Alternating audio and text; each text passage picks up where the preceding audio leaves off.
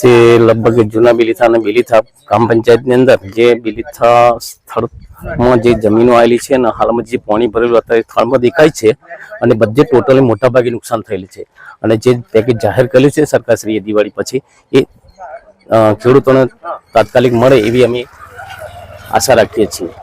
અંદાજે કેટલું નુકસાન થયું? અંદાજે ઓછામાં ઓછું લગભગ 3-4 કરોડ રૂપિયાનું ઉપરનું નુકસાન હશે।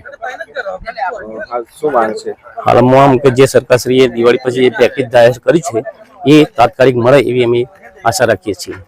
સાહેબ, જે આ સરકારે પેકેજ તો જાહેર કર્યું છે પણ વેરાસતી આ બધું નુકસાની તો બહુ જ છે। એટલે હજુ સાહેબ આ ખેતીમાં પાણી હજુ ભરેલું જ છે, વત્તા ખેતીમાં ઘણું મફરી ને એવું બધું બહુ જતું રહ્યું છે। આમ બધું યાદ નહીં રહેતું, અમારા મગજ જ કામ કરતો નહીં કે શું કરી તું સાથી કે આવું પાણી 2-4 વખત આવી જાય એટલે સાહેબ બધું ભૂલી જવાય છે। એનાથી થાકી ગયા અને સરકારને નમ્ર વિનંતી કરીએ કે અમારા ગામમાં કોઈ વિરાસતું સર્વે કરે અને જે ગોમ સેવક છે એ બી પધારતો નહીં અને બીજા ફોટા મોકલે એટલે ગામ તર પર તલાટીને બધા સર્વે જાતે આવીને ટોટલીની સર્વે કરે એવી માગ છે।